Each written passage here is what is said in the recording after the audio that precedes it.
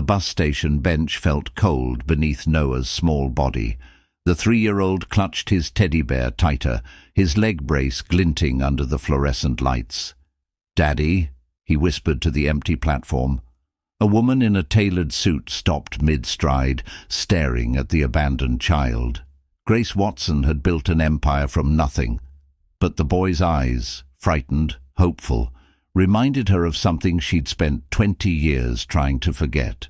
But before we discover what Grace does next, don't forget to subscribe and turn on notifications so you never miss stories like this. Drop a comment below. Where are you watching from? Now, let me tell you how Keith Mendoza ended up making the most devastating choice of his life. 5 months earlier, Keith Mendoza's world had been completely different. "Careful with that saw, Keith," Marcus Chen, his foreman, called across the construction site in Wayne, Pennsylvania. Keith looked up from the oak planks he was measuring, grinning despite the sawdust covering his face. At 34, he was one of the best Finnish carpenters in the Philadelphia suburbs. His hands were skilled, his reputation solid, his work steady. The kind of man who could provide for a family. And he had one, a beautiful one. The October sun was warm on Keith's back as he worked. He glanced at his watch. 2:47 p.m. Eliza would be waking up soon. She worked the night shift at Jefferson Medical Center as a labor and delivery nurse, sleeping during the day while Keith worked. It wasn't ideal, their opposite schedules, but they made it work. They always made it work. They'd met 4 years ago in the strangest way. Keith's younger brother David had been rushed to Jefferson Medical when his wife went into premature labor. Keith had spent 12 hours in that waiting room, terrified for his brother's family. At 3 a.m., a nurse with kind green eyes and an exhausted but warm smile had brought him coffee. "Your brother's doing great," she'd said. "And the baby's stable. You can breathe now." That nurse was Eliza Martinez. Keith had asked for her number before leaving the hospital. She'd laughed and said, "Buy me breakfast first. I just worked a 14-hour shift." They'd gone to Murphy's Diner at 7 a.m., both exhausted, and talked until noon. Eliza told him about growing up in a Puerto Rican family in North Philly, about nursing school, about her dream of becoming a midwife someday.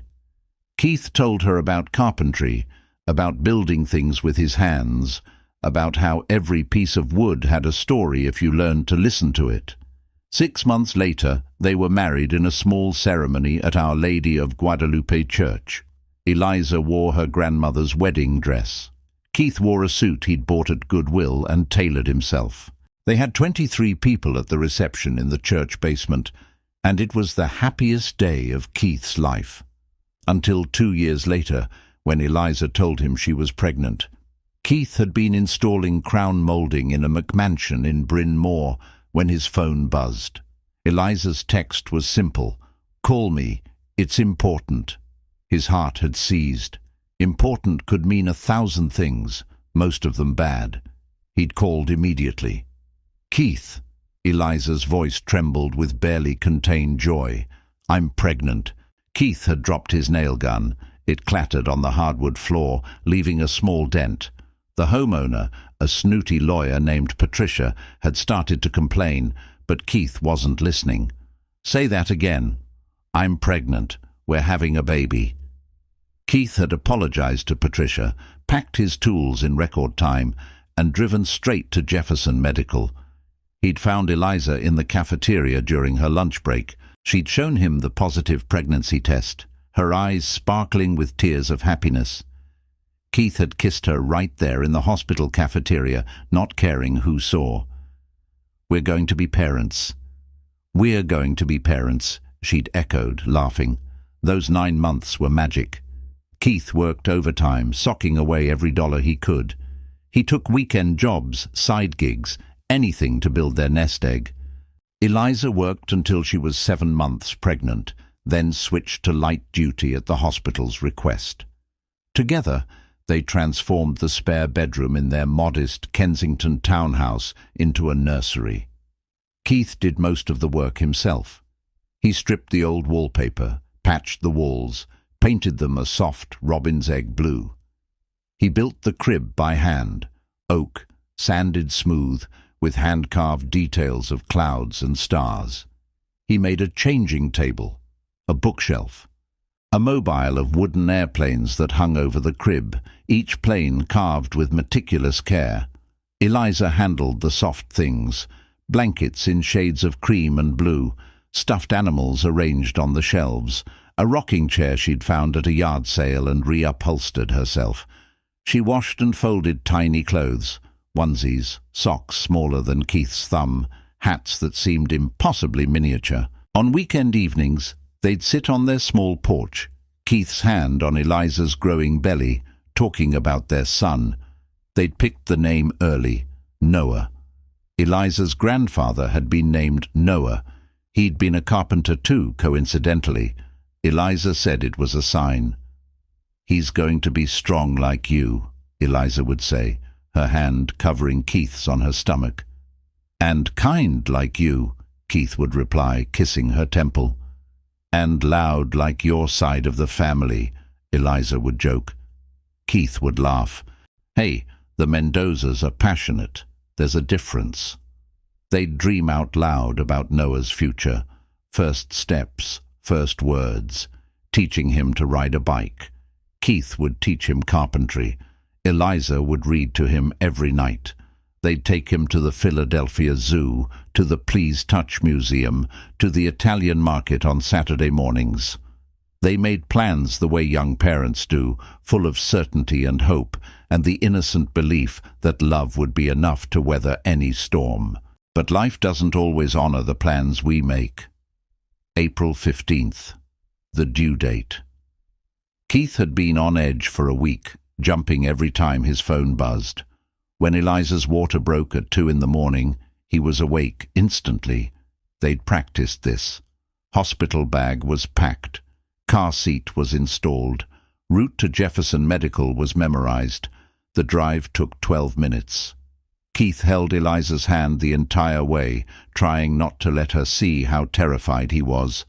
This was it. After 9 months of waiting, they were about to meet their son. Jefferson Medical's labor and delivery floor was familiar to Eliza.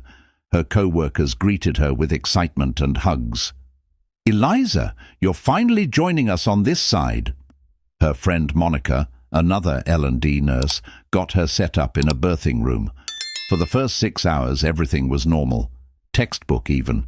Eliza's contractions were regular. Her cervix was dilating on schedule. She joked with the nurses between contractions, her sense of humor intact even through the pain. Keith stayed by her side, holding her hand, counting through contractions, feeding her ice chips. Monica checked on them regularly, pronouncing everything perfect. "You're doing great, Mama," Monica said during a check at 8 a.m. "At this rate, you'll be holding your baby by noon." But at 9:30 a.m., something changed. The fetal heart rate monitor started beeping irregularly. Eliza's blood pressure, which had been stable, suddenly spiked. Monica's expression shifted from relaxed to concerned in seconds. "Let me get Dr. Whitmore," she said, her voice calm but firm. Dr. Karen Whitmore arrived within minutes. She was 45, experienced, one of the best OB-GYNs at Jefferson. Keith had met her 3 times during prenatal appointments. She'd always been warm, reassuring. Now her face was professional and tense. She examined Eliza quickly. "We're seeing some concerning patterns. The baby's heart rate is decelerating during contractions, and Eliza, your blood pressure is too high. I want to monitor you closely." "Is Noah okay?" Eliza asked, her voice tight with fear. "We're watching him carefully," Dr. Whitmore said, which wasn't exactly an answer. The next hour was a nightmare of mounting tension. The fetal heart rate dropped further. Eliza's blood pressure climbed higher. "Doctor," Whitmore ordered medications, position changes, oxygen. Nothing helped. At 10:45 a.m., Eliza started bleeding. Not spotting, bleeding. The sheets turned red. Alarms started beeping. Monica hit a button on the wall, and suddenly the room flooded with people. Nurses, another doctor, an anesthesiologist. "Placental abruption," Dr. Whitmore said sharply. "We need to get this baby out now. Prep for emergency C-section." Everything happened too fast. They were wheeling Eliza toward the OR. Keith was being handed scrubs, told to change quickly. Eliza was pale, scared, gripping Keith's hand hard enough to hurt. "It's going to be okay," Keith kept saying. "It's going to be okay." But the look in Dr. Whitmore's eyes suggested otherwise. In the OR, they positioned Eliza on the table. A curtain went up at her chest so she couldn't see the surgery. Keith sat by her head, holding her hand, watching her face. She was crying silently, terrified. "I love you," Keith whispered. "We're going to meet Noah soon. Just hold on." Dr. Whitmore began the surgery. Keith couldn't see what was happening behind the curtain, but he could hear the urgency in the medical team's voices. Equipment beeped. Instruments clattered. Someone called for more blood. Then Dr. Whitmore's voice, sharp with alarm. "She's hemorrhaging. I can't control it." Keith's world tilted. "What?" "Uterine rupture," another voice said. "Bleeding is massive." Eliza's eyes met Keith's. "The baby," she whispered. "Save the baby." "Eliza, promise me, Keith. Promise me you'll save Noah." Dr. Whitmore appeared at Keith's side. Her scrubs were covered in blood. Her eyes were filled with something Keith would never forget. Desperation and sorrow, and the terrible knowledge of impossible choices. "Mr. Mendoza," she said quietly, pulling him aside, "we need to make a decision. Your wife is hemorrhaging. We can't control it. And the baby, he's not getting oxygen. His heart rate is critical." Keith couldn't breathe. "Fix it. Do something." "We're trying, but you need to understand. We may not be able to save both of them." Her voice was gentle but firm. "If the bleeding doesn't stop in the next few minutes, we have to prioritize. You need to tell me, your wife or your son?" The question shattered Keith's mind. How could any human being answer that? How could anyone make that choice?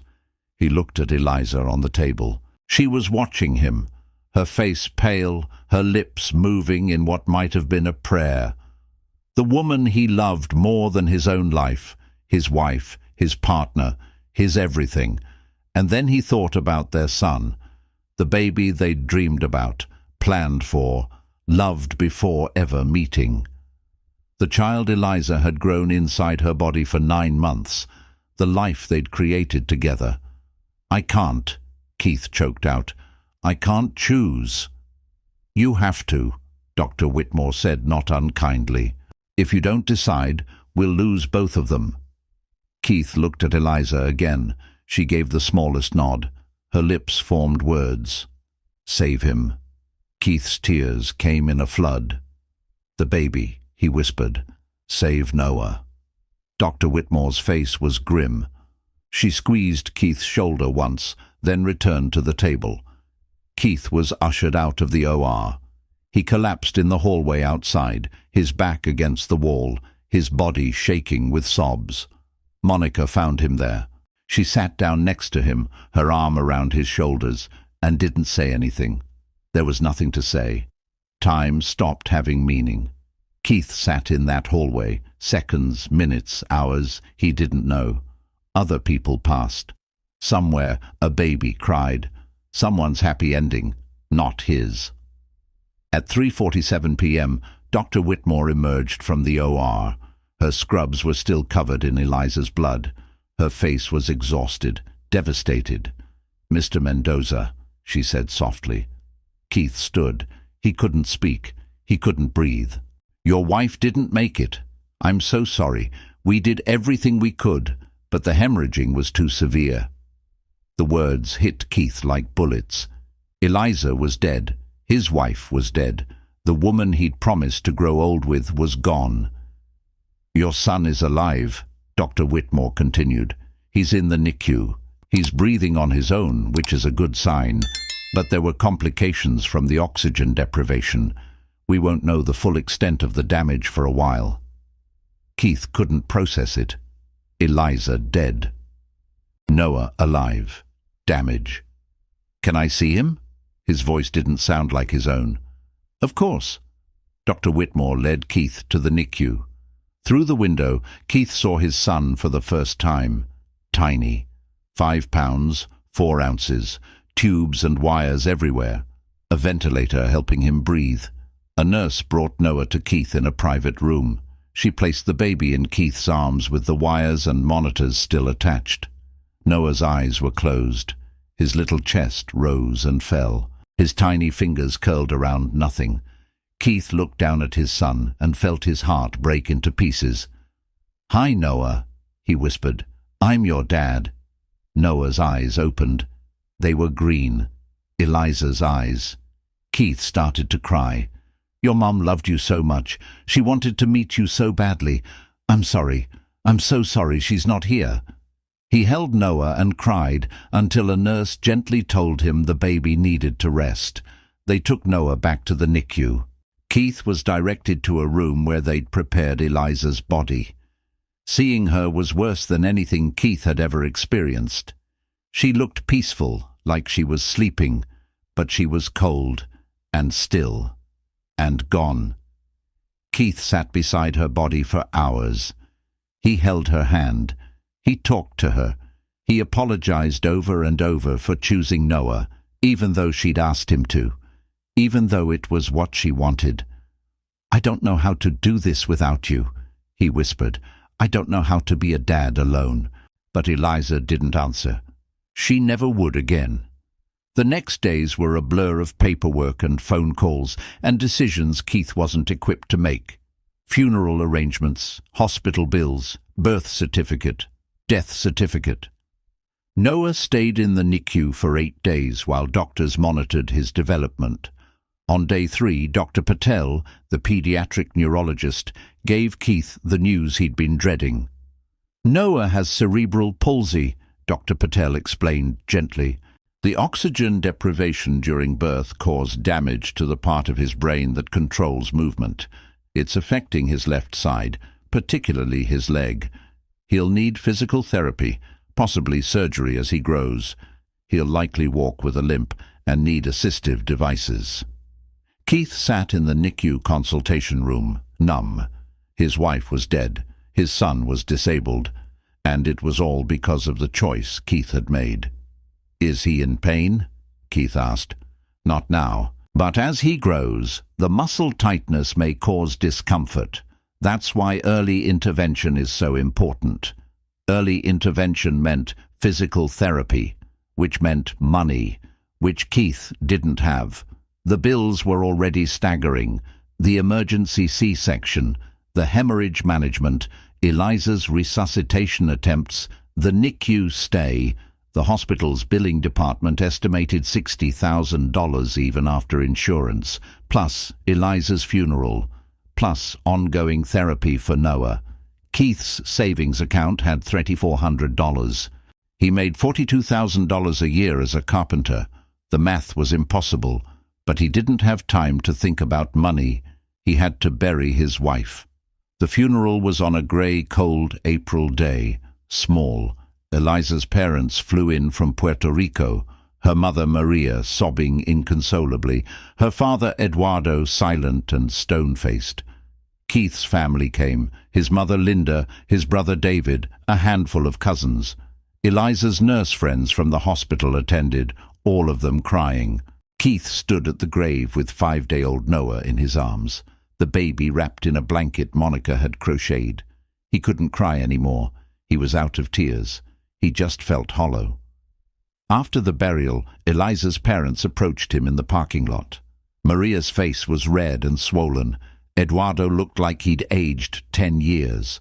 "This is your fault," Maria said, her voice shaking with grief and rage. Keith recoiled. "What?" You chose that baby over our daughter. You killed her. She asked me to save him. You should have saved her." Maria's voice broke into sobs. "My baby is dead because of you." Eduardo put his arm around his wife. He looked at Keith with hard, cold eyes.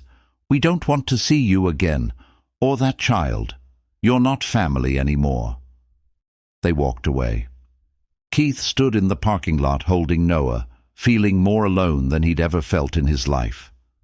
The first month after Eliza's death was survival, nothing more. Keith's mother, Linda, flew up from Florida to help.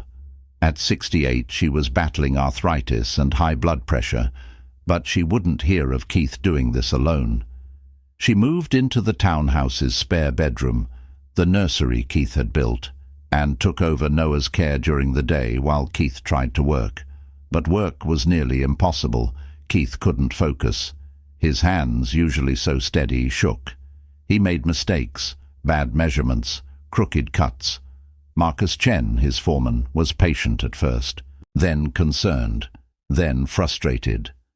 "Keith, I love you like a brother, but you can't keep doing this," Marcus said after Keith ruined a $400 piece of mahogany. "Take some time off. Get your head straight." "I can't afford time off." "You can't afford to keep working like this either." Keith took a week off, unpaid. He spent it in a fog, barely functional. His mother handled Noah, feeding, changing, soothing. Keith couldn't bear to hold his son. Every time he looked at Noah, he saw Eliza's dead body. He saw the choice he'd made. He felt the crushing weight of guilt. Dr. Patel had referred Noah to a physical therapist, Rebecca Torres. She came to the house twice a week to work with Noah, teaching Keith and Linda exercises to help with Noah's muscle development. Each session cost $200. Insurance covered some of it, not enough. The medical bills kept arriving. Collection agency letters started appearing in Keith's mailbox. His credit card was maxed out. His savings were gone. 6 weeks after Eliza's death, Linda sat Keith down at the kitchen table. "Mijo, I have to go home." Keith's heart sank. "Mum, I know, I'm sorry, but my doctor says my blood pressure is dangerous. I need to be near my cardiologist. And honestly, sweetheart, you need to figure out how to do this yourself. You can't keep avoiding your son." She was right. Keith knew she was right. But the thought of being alone with Noah terrified him. Linda left 2 days later. Keith drove her to the airport, Noah in the car seat in back. At the departure curb, Linda hugged Keith tight. "You're stronger than you think," she said, "and that boy needs you. Don't give up on him." Keith watched his mother disappear into the terminal, then drove home in silence. Noah made small cooing sounds from the back seat. Keith didn't respond. At home, Keith set Noah in the crib Eliza had helped furnish. The baby looked up at him with those green eyes, Eliza's eyes, and reached up his small arms. Keith turned and walked out of the room. He hired a babysitter, Martha Collins, a 65-year-old widow who lived 3 doors down. She was kind, experienced, affordable. $600 a month to watch Noah from 7 a.m. to 6 p.m. on weekdays. Keith added it to the growing pile of bills he couldn't pay. Work became Keith's escape. He took every job Marcus offered. He worked 60, 70-hour weeks. He came home late, exhausted, barely able to speak. Martha would hand him a sleeping Noah. Keith would put his son in the crib and collapse into bed. He avoided looking at Noah, avoided holding him longer than necessary, avoided connecting with him in any meaningful way, because connecting meant feeling, and feeling meant confronting the guilt that was slowly consuming him alive. Martha noticed. Of course she did. One Friday evening in June, she stopped Keith before leaving. "Mr. Mendoza, can I talk to you?" "Sure." Keith was exhausted. He just wanted her to leave. Noah is a sweet boy, but he needs more than food and diaper changes. He needs his father's love. Keith's jaw tightened. He's fed, he's clean, he's safe. That's not enough. Martha's voice was gentle but firm. He looks at you with so much hope every time you come home, and you barely look at him. That boy can feel your rejection, even this young. I'm doing my best. Are you? Or are you punishing him for something that wasn't his fault? Keith's hands clenched into fists. You don't understand. Then help me understand. Every time I look at him, I see my wife dying. Every time I hold him, I remember the choice I made. I chose him over Eliza, and because of that, she's dead and he's disabled. How am I supposed to just forget that? Martha's expression softened. You're not supposed to forget. You're supposed to heal, and you can't heal if you keep running from that child. He didn't ask to be born. He didn't ask for any of this. He's innocent, and he deserves a father who loves him, not one who can barely look at him. Keith's eyes burned with tears he refused to shed. I don't know how. Start small. Hold him when he cries. Talk to him. Look into his eyes. Let yourself feel something other than guilt. She put her hand on Keith's shoulder. You're not honoring your wife's memory by shutting out your son. You're just creating more tragedy. Martha left. Keith stood in the doorway, her words echoing in his mind. He walked to Noah's room. The baby was awake, lying in his crib, staring at the mobile of wooden airplanes. When Noah saw Keith, his face lit up. He reached his small arms toward his father. Keith's breath caught. He stood frozen in the doorway. Noah kept reaching. "Dada," he babbled. "Dada." It was one of his first words, and Keith had almost missed it. Something cracked in Keith's chest. He walked to the crib, picked up his son, held him close. Noah immediately relaxed into Keith's chest, his small head resting against Keith's shoulder. Keith could feel the baby's heartbeat, steady, alive. A miracle, really, considering everything. "I'm sorry," Keith whispered. "I'm so sorry, Noah. You deserved better than this, better than me." Noah just held on to his father and made small, contented sounds. Keith started to cry. Not the hollow, empty tears he'd cried at Eliza's funeral. Real tears. Grief and guilt and love all mixed together. For the first time since Noah was born, Keith let himself feel it all. It didn't fix anything. Keith still struggled to make ends meet. He still saw Eliza when he looked at Noah. The guilt still weighed on him. But it was a start. July brought another disaster.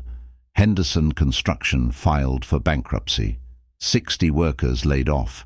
Keith's primary income stream vanished overnight. Marcus managed to keep Keith on for small side jobs, but the work was inconsistent. Keith applied to every construction company in the Philadelphia area. He called contractors he'd worked with, begged for jobs, but the economy was struggling. Construction had slowed. Everyone was cutting back. By August, Keith's savings were gone. His credit cards were maxed. His medical debt had been sent to collections. He was 3 months behind on rent. His landlord, Mr. Petrov, had been patient, but even patience has limits. Keith started selling things, his tools one by one. His truck, he bought an old Honda Civic for $800 cash. Eliza's jewelry, except for her wedding ring, furniture, the TV, anything that might bring in a few dollars. It wasn't enough. In September, Keith sat at his kitchen table at 2 in the morning, staring at the pile of bills. Rent, $850, 3 months overdue. Electric bill, $340 overdue. Hospital bills, $63,000 in collections. Physical therapy. $1,600 owed. Rebecca threatening to stop sessions. His bank account balance, $89. Noah was 6 months old now. He needed formula, diapers, medication for the muscle spasms caused by his cerebral palsy. He was starting to outgrow his leg brace. A new one would cost $400 that Keith didn't have. Keith poured himself a glass of whiskey. Then another. The weight of everything was crushing. He couldn't breathe under it. From Noah's bedroom, the baby started crying. The leg brace hurt him at night when he moved. Keith got up, swaying slightly from the whiskey, and walked to the nursery. Noah was standing in his crib, holding on to the rails, tears streaming down his small face. When he saw Keith, his arms reached up desperately. "Dada, Dada!" Keith picked him up. Noah's small body molded against Keith's chest, his crying quieting immediately. He trusted Keith completely, depended on him absolutely, and Keith was failing him. "I can't do this," Keith whispered into the dark room. "I can't keep going like this. I'm drowning, buddy, and I'm pulling you down with me." Noah just held on to his father, content to be held. That's when the thought entered Keith's mind, the terrible, unforgivable thought. What if Noah would be better off without me? Keith hated himself for thinking it, but the thought took root. What if someone else raised Noah? Someone with money, resources, stability. Someone who could give him the therapy, the medical care, the future Keith couldn't provide. Someone who didn't carry the crushing guilt of choosing Noah over Eliza. The thought grew over the next weeks. Keith tried to push it away, but it kept returning, whispering in his darkest moments. "You're hurting him by keeping him. Look at him. He needs surgery you can't afford, therapy you can't pay for, a life you can't give him. Let him go. Let someone else save him." Keith started researching. Late at night, after Noah was asleep, he'd search online. Adoption agencies, foster care, safe surrender laws. Pennsylvania had a safe haven law. You could surrender an infant at a hospital, police station, or fire station with no legal consequences. But Noah was 6 months old. The law only applied to infants under 28 days. Still, Keith researched surrender procedures. What would happen if he left Noah somewhere safe? Would the state find him a good home? Would they make sure he got the care he needed? The rational part of Keith's brain screamed that this was wrong, that he was Noah's father, that Eliza would be heartbroken if she knew what he was considering. But the broken part, the part drowning in debt and grief and guilt, whispered that this was merciful, that Noah deserved better, that letting him go was the kindest thing Keith could do. On November 12th, Keith made his decision. He woke up with a clarity that felt almost like peace. Today was the day. Today he would give Noah the chance at a better life. He called Martha and told her he didn't need her today. She sounded concerned. Keith never took days off, but didn't push. Keith dressed Noah carefully. The baby's warmest clothes, a soft blue jacket Eliza had bought, tiny jeans, the dinosaur socks that were too big, but Noah loved. He packed a diaper bag with formula, diapers, wipes, and all of Noah's medical documentation, diagnosis, therapy records, medication list.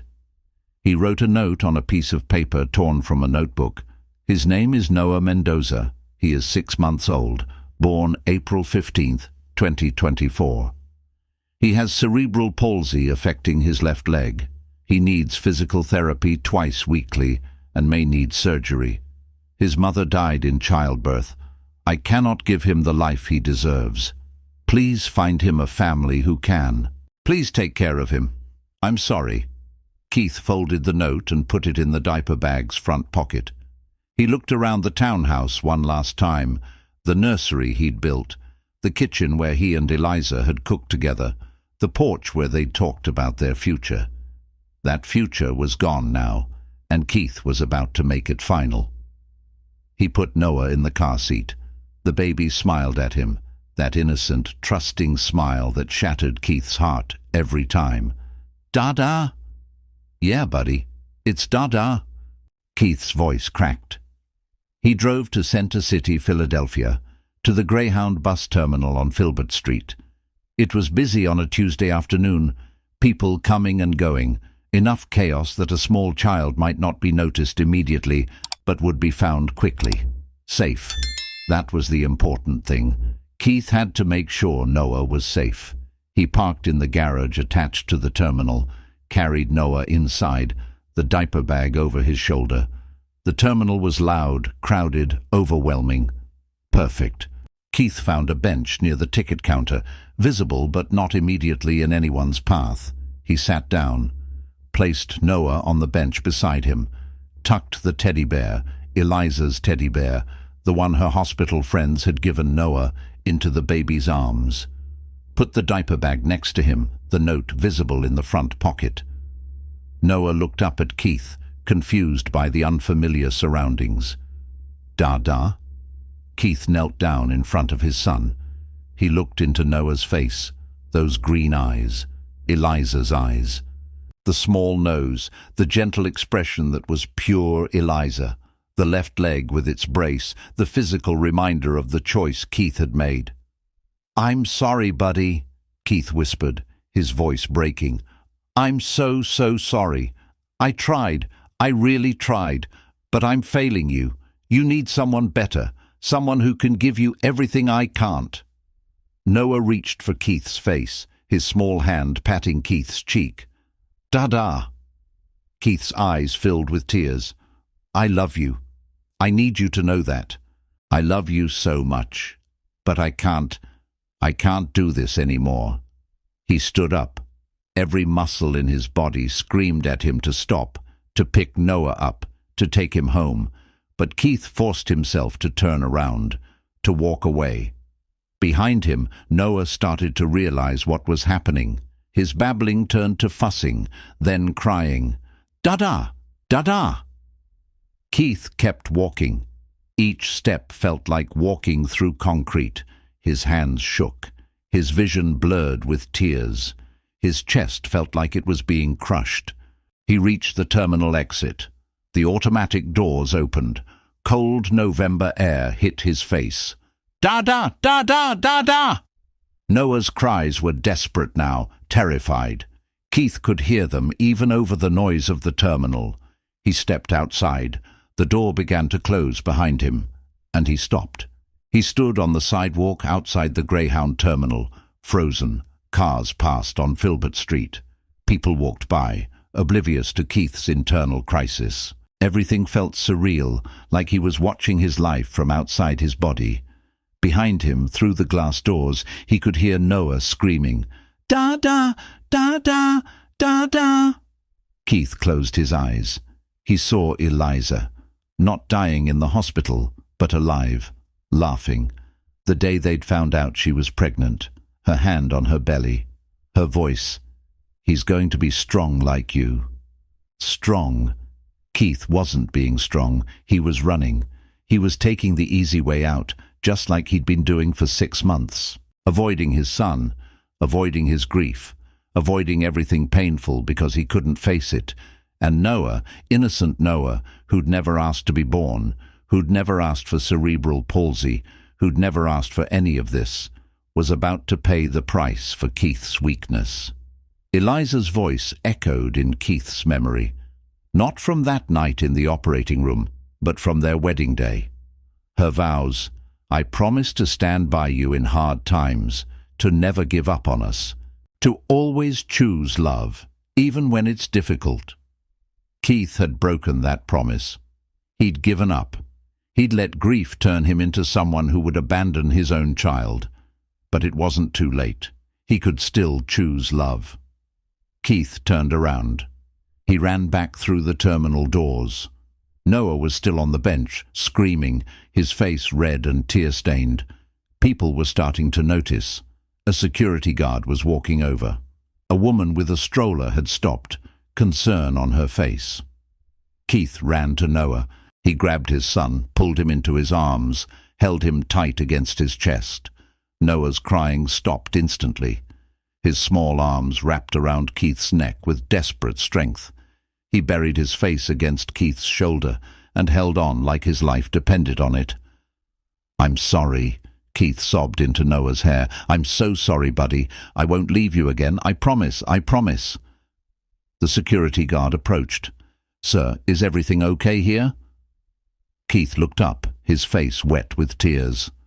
"Yes, I'm sorry. I got confused for a moment. We're leaving." The guard looked skeptical but nodded. "All right, take care."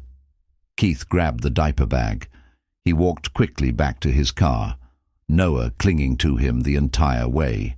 He buckled Noah into the car seat, his hands shaking so badly he could barely manage the straps.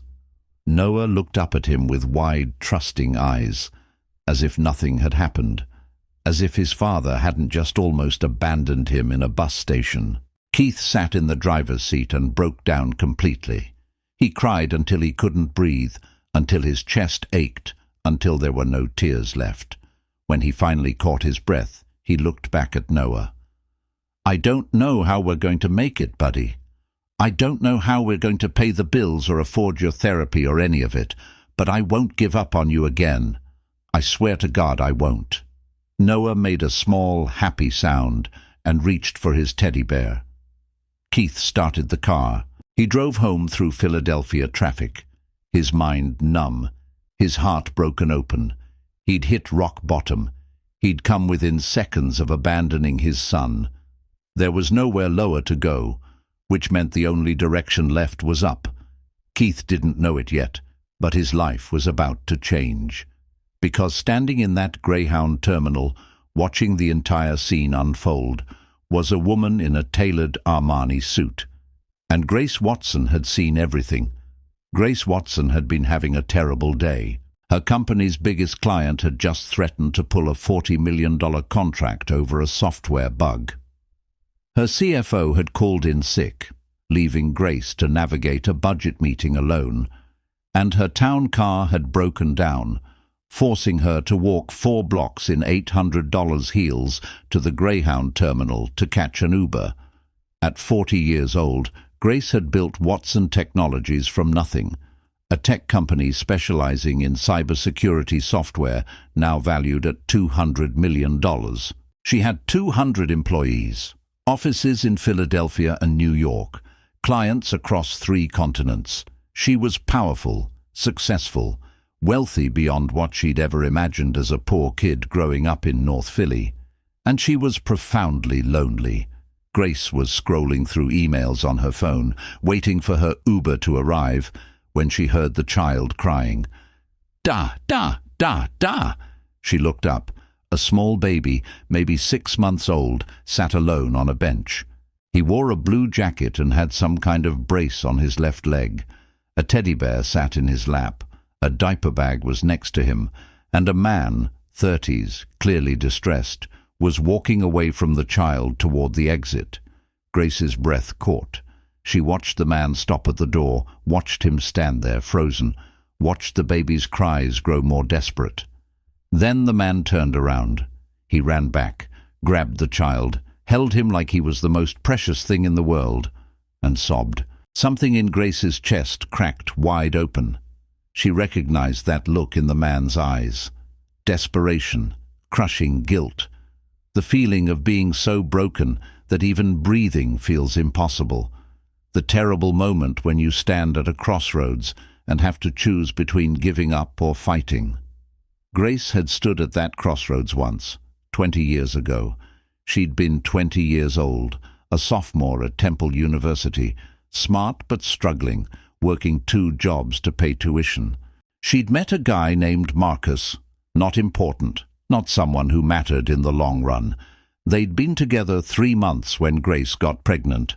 Marcus had disappeared the day she told him, literally, moved out of his apartment, blocked her number, vanished.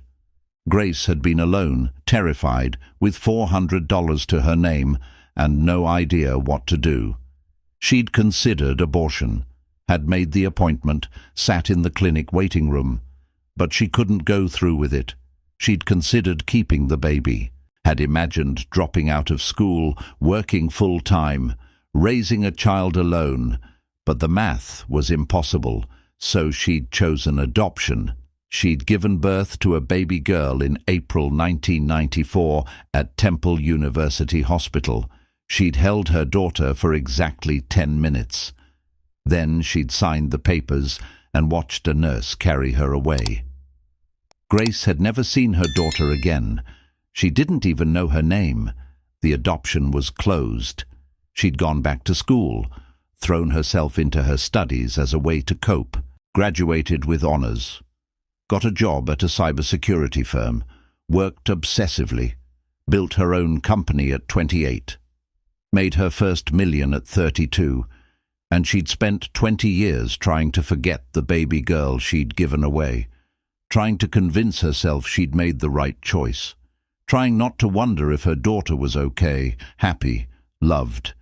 Now, watching this broken father hold his son, Grace saw herself. The same impossible choice, the same crushing guilt, the same moment of almost giving up. But this man had turned around. He'd come back. He'd chosen to fight. And Grace wanted to help him. She didn't think about it. She just followed. She reached the parking garage just as the man was buckling the baby into a car seat in a beat-up Honda Civic. His hands were shaking so badly he could barely manage the straps. His face was blotchy from crying. Grace approached carefully. "Excuse me." The man jumped, startled. He turned. His eyes were red, his expression devastated. "Can I help you?" Grace kept her voice gentle. "I saw what happened inside. Are you okay?" The man's face crumpled. No, I'm not okay." Grace looked at the baby in the car seat. The child had stopped crying. He was watching Grace with wide, curious green eyes, clutching his teddy bear. "What's his name?" "Noah. And you're his father?" "Yes." The man's voice broke. "I'm Keith Mendoza." Grace extended her hand. "Grace Watson." They shook hands. Keith's grip was weak, his palm sweaty. "I wasn't going to leave him," Keith said suddenly, defensively. "I mean, I was going to, but I couldn't. I just—" His voice failed. "I know," Grace said, and she meant it. Keith looked at her, surprised. "How could you possibly know?" "Because I've been there." The words came out before Grace could stop them. She never talked about this, never. But something about this moment demanded honesty. Not the same situation, but that feeling of being so broken you think walking away is the only option. "I understand that." Keith stared at her. "You don't look like someone who's ever been broken." Grace smiled sadly. "Appearances can be deceiving. 20 years ago, I gave my daughter up for adoption. I've spent every day since wondering if I made the right choice." Keith's eyes widened. "I'm sorry. I didn't—" "Don't apologize. I'm telling you because I want you to know. I see you. I see what you're going through. And I want to help." "Help how?" Grace pulled out her phone. "First, tell me what's happening. Why were you going to leave your son?" Keith hesitated. Then the words poured out. He told her about Eliza's death, the choice he'd made in the operating room, Noah's cerebral palsy, the medical bills, losing his job, the debt, the crushing weight of being a single father with no resources and no hope. Grace listened without interrupting. When Keith finished, she was quiet for a moment. "How much debt are you in?" she asked. Keith blinked. "What?" "Total. How much do you owe?" Why are you asking?" "Because I can help." "How much?" "About $63,000, mostly medical bills, but I also owe rent, utilities, physical therapy." "I'm going to give you my card," Grace said, pulling a business card from her purse. "Tomorrow morning, 10 a.m., you're going to call me. We're going to meet, and we're going to fix this." Keith took the card, stunned. He stared at it like it might disappear. "I don't understand. Why would you help me? You don't even know me." "Because 20 years ago, when I needed help, no one was there. I had to make an impossible choice alone, and I've regretted it every day since." Grace looked at Noah, still watching her with those innocent green eyes. "Maybe if someone had helped me, I could have kept my daughter. I can't change my past. But I can help you with yours." Keith's hands were shaking. "This is insane. You can't just... People don't do this." "I do." Grace's voice was firm. "Call me tomorrow, 10 a.m. Don't make me hunt you down." She turned to leave, then paused. "Keith?" "Yeah?" "You're a good father. What you did today, turning around, coming back, that took more strength than walking away ever could. Don't forget that." Grace walked back toward the terminal entrance, her heart pounding. She didn't know why she'd done that. She didn't know this man. She didn't owe him anything. But something about seeing him choose his son had awakened something in her. Hope. The belief that broken things could be repaired. That maybe helping him and Noah would help her forgive herself for the daughter she'd given away. Her Uber was waiting. Grace slid into the back seat and gave the driver her address. As they pulled away from the terminal, she looked out the window and saw Keith still standing by his car, staring at her business card. She pulled out her phone and made 2 calls. First, to her accountant, "I need $70,000 liquid by tomorrow afternoon." Second, to her friend David Richmond, who owned Richmond Construction. "I'm sending you someone for a job. His name is Keith Mendoza. He's a Finnish carpenter. Hire him." Grace Watson didn't do anything halfway. If she was going to help this man and his son, she was going to do it right. Keith sat in his car for 30 minutes after Grace left, staring at her business card. Grace Watson, CEO, Watson Technologies. A phone number, an email address, an office address in Center City. He pulled out his phone and Googled her. Articles popped up immediately.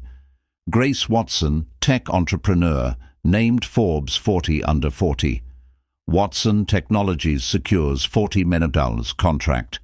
How Grace Watson built a cybersecurity empire. She was real. This wasn't a scam. A literal multimillionaire had just offered to help him. Keith looked back at Noah. His son had fallen asleep in the car seat, his small chest rising and falling peacefully, the teddy bear clutched in his arms. "What just happened, buddy?" Keith whispered. He drove home in a daze, put Noah to bed, sat at the kitchen table with Grace's business card in front of him. Could he really call her, accept her help? It felt too good to be true, but what choice did he have? He'd already tried doing this alone. He'd nearly abandoned his son because of it. Maybe it was time to accept help, even from a stranger. The next morning at 9:55 a.m., Keith's hands were shaking as he dialed Grace's number. A professional voice answered. "Watson Technologies, how may I direct your call?" "I need to speak to Grace Watson. She told me to call." "May I ask who's calling?" "Keith Mendoza." There was a brief pause. "One moment, please, Mr. Mendoza." 30 seconds later, Grace's voice came on the line. "Keith, I'm glad you called. I still don't understand why you're doing this." "You don't need to understand, just meet me. Murphy's Diner on Broad Street, noon today. And bring Noah. I want to meet him properly." "I can't afford a babysitter right now." "I said bring Noah. I want to see him." Before Keith could respond, Grace continued, "Bring all your bills too, every single one. Medical, rent, utilities, everything. We're going to deal with this." She hung up before Keith could argue. Keith stared at his phone. Then he looked at Noah, playing on the floor with building blocks. "Well, buddy, looks like we're having lunch with a millionaire." At 11:45, Keith dressed Noah in his best outfit. A small button-up shirt Eliza had bought, tiny khaki pants, and the dinosaur socks.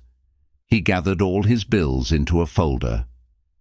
At noon, he walked into Murphy's Diner carrying Noah in his arms. Grace was already there, sitting in a booth by the window. She wore a navy business suit that probably cost more than Keith made in a month. When she saw them enter, she stood and smiled. "Keith, Noah." She gestured to the booth. "Please, sit." Keith slid into the booth, settling Noah on his lap. A waitress came over immediately. Grace ordered coffee and suggested a grilled cheese for Noah, glancing at Keith for approval. Keith nodded, too nervous to speak. "Let me see the bills," Grace said once the waitress left. Keith hesitated, then slid the folder across the table. It felt vulnerable, exposing the full extent of his financial disaster to a stranger. Grace opened the folder and began reading through each document methodically. Her expression remained neutral, professional. Keith watched her face, trying to gauge her reaction. Was she shocked, disgusted, regretting her offer? After 15 minutes, Grace looked up. "Okay, here's what we're going to do." She laid out a plan that left Keith speechless. She would pay off Keith's medical debt in full, $63,000, directly to the hospitals and collection agencies. She'd cover 3 months of rent to give him breathing room. She'd pay for Noah's physical therapy sessions up front for 6 months. She'd also cover the cost of Noah's new leg brace and any upcoming medical needs. "That's over $70,000, Keith said, his voice shaking. I can't accept that much money. You can, and you will, because Noah needs his father healthy and stable, not drowning in debt and desperation." Grace leaned forward. "But I have conditions." Keith tensed. Of course there were conditions. Nothing in life was free. What kind of conditions? "First, you accept this help without guilt or shame. This isn't charity. This is one human being helping another." Keith swallowed hard. "Okay. Second, you find a therapist and start processing your grief properly. You can't be the father Noah needs if you're carrying all that guilt." "I can't afford therapy. I'll cover it." "Next condition. You let me help you find stable employment. I have connections. I called a friend who owns a construction company. He's expecting you Monday morning for an interview." Keith's head was spinning. "Why are you doing all this?" Grace was quiet for a moment. She looked at Noah, who was happily making a mess with his grilled cheese. "I told you I gave up a daughter for adoption. What I didn't tell you is that I've spent 20 years building a fortune but feeling empty. I don't have family. I don't have children. I built an empire to forget, but it never worked." She met Keith's eyes. "When I saw you yesterday, when I saw you turn around and choose your son, even though it was the harder choice, I saw courage I never had. And I want to be part of that. I want to help you and Noah because maybe, in some small way, it'll help me forgive myself for the daughter I couldn't keep." Keith felt tears prick his eyes. "That's not your fault. You were young, alone, and you're drowning in grief and debt and trauma, yet you still chose to stay.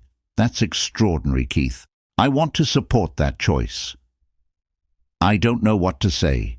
Say you'll accept the help. Say you'll give yourself a chance to be the father Noah deserves." Keith looked down at his son. Noah had grilled cheese smeared on his face and was grinning up at him. Da. "Okay," Keith whispered. "Okay, I'll accept the help." Grace smiled, a real, genuine smile that transformed her entire face. "Good. Now, my fourth condition. I want to be part of Noah's life, not as a replacement for his mother. No one could ever replace Eliza, but as a godmother figure, I suppose. Someone he can rely on, someone who cares about him." Keith was surprised by the emotion in Grace's voice. "You really want that?" "I really do, if you'll let me." Keith thought about it. Noah needed all the support he could get, and Grace seemed genuine, kind, invested. "Okay, yeah, I think that would be good." Noah chose that moment to reach across the table toward Grace, his small hand outstretched. Grace looked startled, then slowly reached out and took Noah's hand. The baby's fingers wrapped around her index finger. "Hi, Noah," Grace said softly. Noah smiled at her, that bright, innocent smile that lit up his whole face. "Hi." Something in Grace's expression softened. Her eyes glistened with tears. She blinked away quickly. He's wonderful, Keith. Yeah, he really is. They spent the next 2 hours talking. Grace asked about Noah's medical needs, his therapy schedule, his favorite things. Keith found himself opening up in a way he hadn't since Eliza died.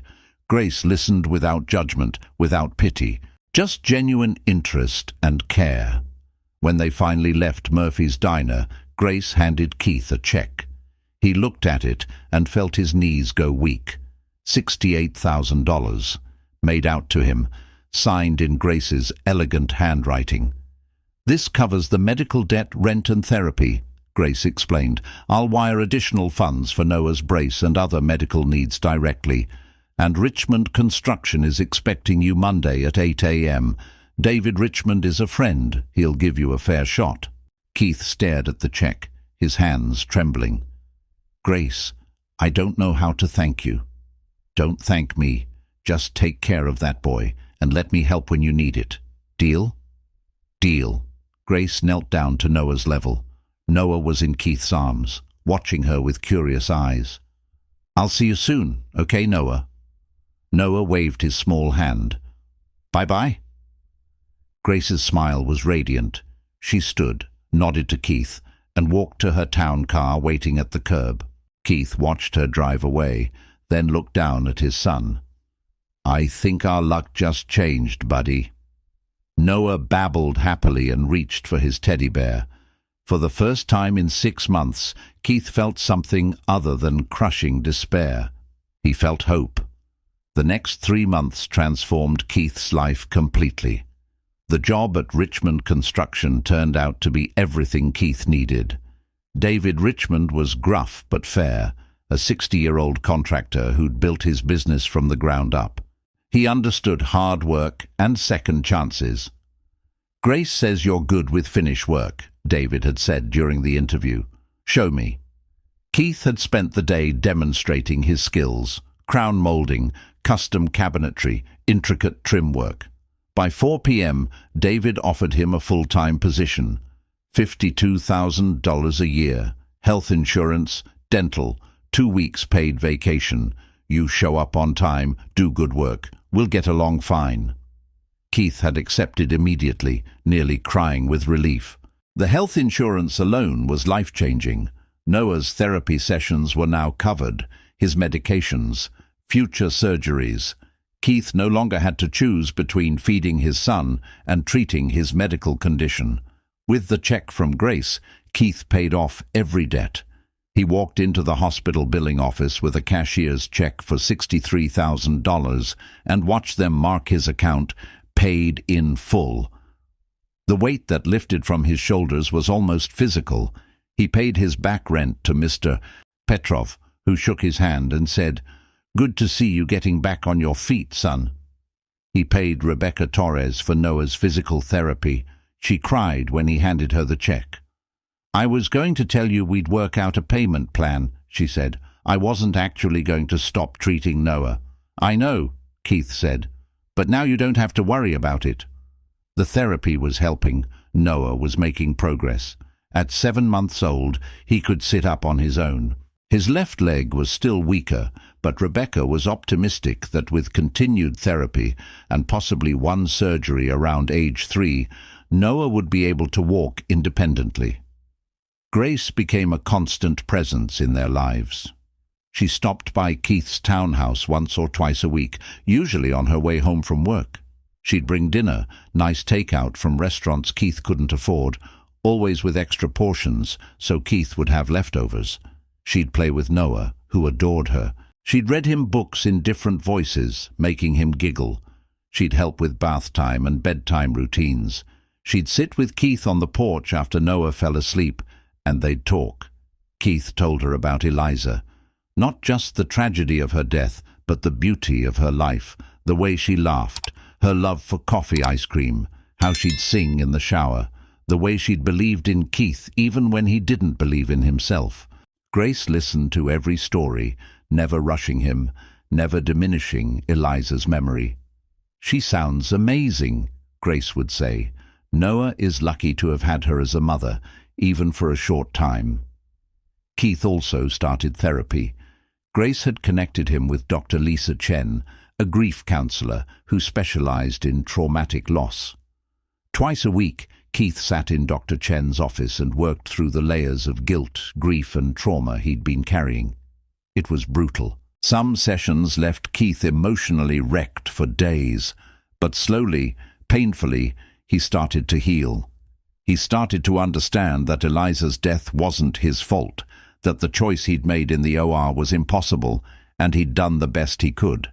That Noah's cerebral palsy was a result of medical complications, not Keith's failure. Grief isn't something you get over, Dr. Chen told him. It's something you learn to carry differently. The weight never fully goes away, but you get stronger at bearing it. Keith was getting stronger. He could hold Noah now without being overwhelmed by guilt. He could look at his son and see not just Eliza's loss, but Noah's presence. A beautiful, happy child who deserved all the love Keith could give. By February, Keith and Grace had developed a rhythm. Grace would visit 3 times a week. She'd have dinner with Keith and Noah. She'd stay to help with bedtime. Then she and Keith would sit together, sometimes talking, sometimes just existing in comfortable silence. One evening in late February, after Noah was asleep, Keith and Grace sat on the porch despite the cold. Grace had brought hot chocolate. "Can I ask you something?" Keith said. "Of course." "Why haven't you ever tried to find your daughter?" Grace was quiet for a long time. "Fear, I suppose. What if I found her and she wanted nothing to do with me? What if she's angry that I gave her up? What if knowing her makes the guilt worse instead of better? Or," Keith said gently, "what if she wants to know you? What if she's been wondering about you the same way you've been wondering about her?" Grace looked at him with tears in her eyes. "I don't even know where to start." "There are agencies that help with adoption reunions. I could help you look into it if you want." Grace's hand found Keith's. "Thank you." They sat there, hands intertwined, and Keith realized something. He cared about Grace, not just gratitude for everything she'd done, real, deep affection. She'd saved his life, and Noah's, yes. But more than that, she'd become someone he genuinely enjoyed being around. Someone who understood him, someone who made him laugh again, someone who made him feel, for the first time since Eliza's death, like maybe he could love again. He wasn't ready to act on those feelings. It was too soon, too complicated. But they were there, growing quietly in his chest. Grace seemed to feel it too. The way she looked at him sometimes, the way her hand lingered when they touched, the way she'd find excuses to stay longer at his townhouse. One evening in March, Grace arrived with a large wrapped box. "I got Noah something." Inside was a custom walker, padded, adjustable, covered in bright colors with cartoon dinosaurs. "Rebecca mentioned he's ready to start standing practice. This will help." Keith's throat tightened. The walker was expensive, probably $600 at least. "Grace, this is too much." "Nothing is too much for him." Grace's voice was firm. "Or for you." Keith looked at her, really looked at her, this woman who'd appeared in his darkest moment and refused to let him fall. "Grace, why are you really doing all this?" She was quiet for a long moment. "Honestly? At first it was about my daughter.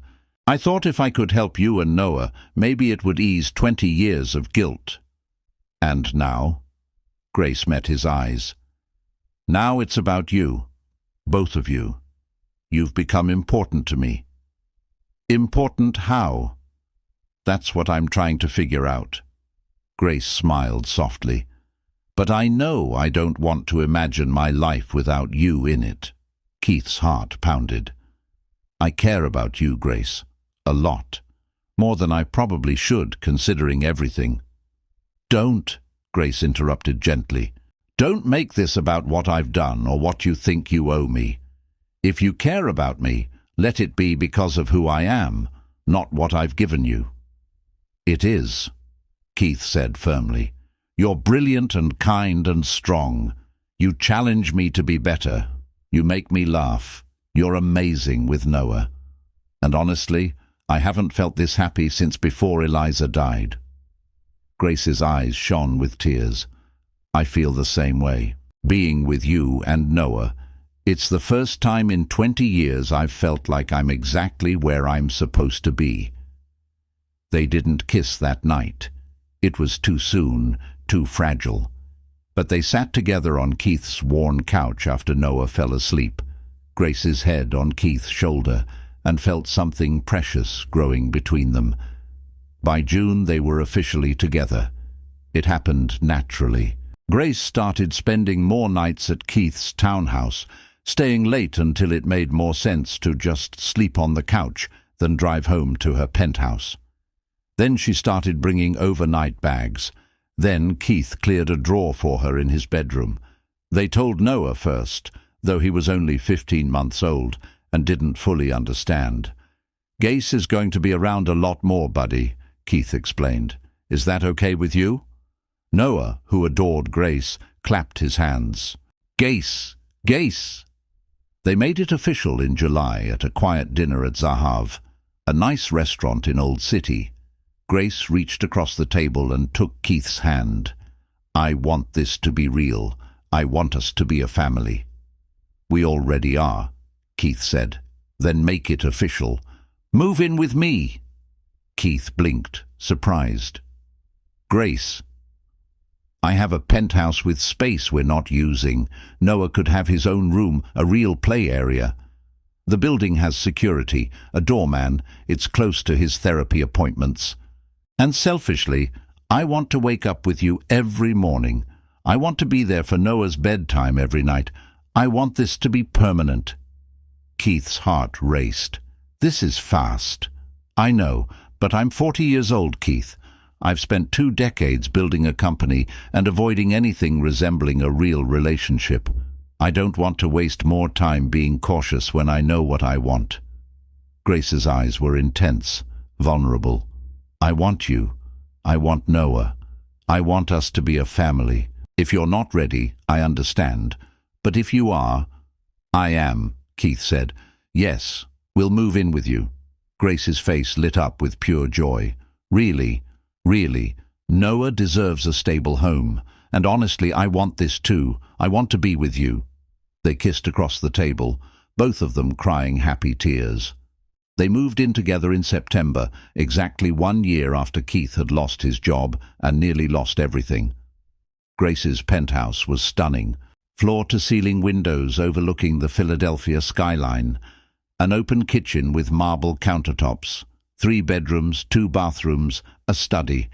Keith had never lived anywhere so beautiful. But Grace made it a home. She let Keith bring his tools, set up a small workshop in the spare room. She helped him arrange Eliza's photos around the apartment, on shelves, on the mantel, tucked into bedroom corners. "She's part of this family too," Grace said. "Her memory deserves to be honored."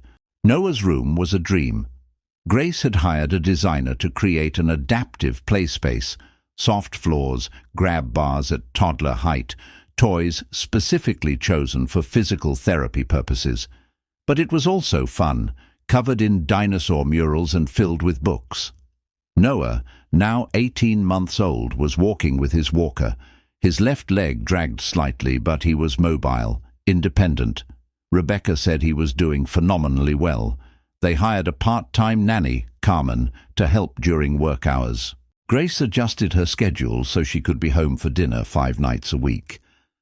Keith worked steady hours at Richmond Construction, proud of the furniture and trim work he was creating. They fell into a routine. Breakfast together. Grace and Keith heading to their respective jobs. Carmen watching Noah during the day, taking him to therapy. Everyone home by 6 p.m. Dinner as a family. Noah's bath and bedtime routine, with both Keith and Grace participating. Then quiet evenings together. It was peaceful. Normal. The kind of life Keith had thought was impossible a year ago. One evening in December, Keith was in his workshop building something when Grace came home. What are you making? An adaptive table for Noah. Rebecca said it would help with his hand-eye coordination as he learns to eat independently. Grace watched Keith work, careful, skilled, pouring love into every measurement. You're an incredible father. Keith looked up. I wasn't always. But you are now. That's what matters. Keith set down his tools. Grace, I need to tell you something. Okay. I love you. I'm in love with you. And I need you to know that you didn't just save Noah's life. You saved mine. You gave me a reason to keep going when I had nothing left. Grace kissed him, cutting off his words. I love you too, both of you. You and Noah are my family. That night, after Noah was asleep, Keith pulled out a small velvet box. Inside was a simple ring, not expensive but beautiful, a platinum band with a small sapphire. I know we've only been together officially for 6 months, Keith said, but I've never been more sure of anything in my life. Grace Watson, will you marry me? Grace looked at the ring, then at Keith. Tears streamed down her face. Yes, God, yes. 1,000 times yes. They were married in March at the penthouse in a small ceremony. 20 people attended. Keith's family, Grace's close friends from work, Noah's medical team who'd become like extended family. Noah, now 2 years old and walking independently with only a slight limp thanks to recent surgery, served as ring-bearer. Carmen had helped him practice for weeks. He took his job very seriously, walking slowly down the makeshift aisle with the rings on a small pillow, his face scrunched in concentration. When he reached the front and successfully handed the rings to Keith, everyone applauded. Noah grinned and took a bow, which made everyone laugh. Grace's vows included a promise to Noah. I will love you and protect you and be the best mother I can be. Not to replace the mother you lost. No one could ever replace Eliza. But to honor her memory by making sure you know you are cherished every single day. Keith's vows to Grace were simple but profound. You appeared when I needed you most, like an angel in a bus terminal. You showed me that broken things can be healed, that dark times don't last forever, and that love comes when you least expect it. I will spend the rest of my life making you as happy as you've made us. There wasn't a dry eye in the room. 5 years later, Keith stood in the backyard of their new house in the suburbs. Grace had insisted on buying a place with a yard for Noah. He needs space to run, to play, she'd said. They'd found a beautiful colonial in Radnor with a big backyard, a tree for climbing, and enough room for Noah to ride his bike. Noah was 7 years old now, tall and energetic. His limp was barely noticeable. He still wore a small brace at night to prevent muscle tightening, but during the day he ran, jumped and played like any other kid. Right now he was kicking a soccer ball across the grass. It rolled a bit lopsided due to his weaker left side, but he was playing, laughing, living. Dad, look. Noah kicked the ball harder, and it actually went straight. Keith's heart swelled with pride. Great job, buddy. Grace came outside carrying lemonade. She was 45 now, a few silver strands in her dark hair that she refused to dye. He's getting good. He really is. Keith pulled Grace close, his arm around her waist. They watched their son play. Grace leaned into Keith's side, content. I never thought I'd have this, Grace said quietly. A family, a home, this kind of happiness. Me neither. Especially after Eliza died. I thought my life was over. Grace looked up at him. Do you ever think about that day at the bus terminal? Every day. Do you regret it? Keith thought about the question carefully. I regret that I got to that point. I regret not asking for help sooner, not processing my grief better, letting myself get so broken, but I don't regret what happened after, because it brought me to you.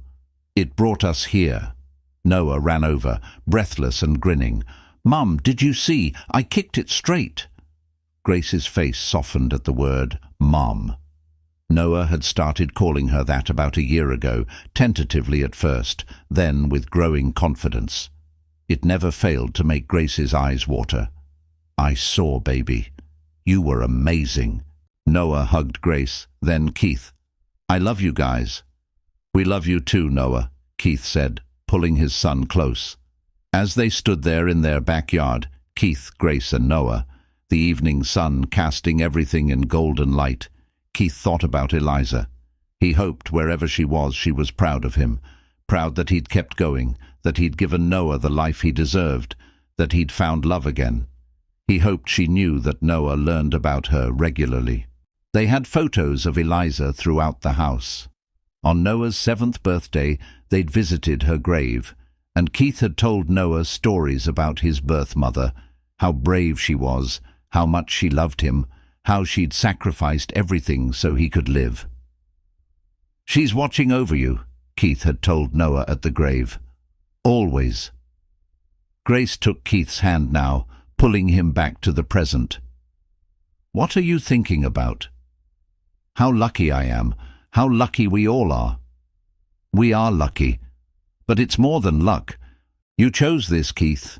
You turned around that day. You chose Noah when it would have been easier to walk away. That wasn't luck. That was love." Noah laughed as a butterfly landed on his hand, marveling at the delicate wings. Keith pulled Grace and Noah into a hug, holding his family close. "I love you both so much." "We love you too," Grace whispered. "Sometimes the worst moments of our lives lead us to the best things we never knew we needed. Sometimes, when we're at our absolute lowest, a stranger appears and becomes family." Keith Mendoza had been saved by Grace Watson, but in saving him, Grace had saved herself too. She'd found the family she'd thought was impossible, the love she'd thought she didn't deserve. They'd found each other in the darkest moment and built something bright and lasting. That's what love does. It finds you when you least expect it. It lifts you when you're too broken to stand. It gives you hope when hope seems impossible. And it stays. Because real love, the kind that saves you, transforms you, makes you whole, doesn't give up. It turns around. It comes back. And it builds a family from broken pieces, creating something more beautiful than what was lost. Keith, Grace and Noah stood together in their backyard as the sun set, a family forged from tragedy and hope, bound by love that refused to quit. And they were home.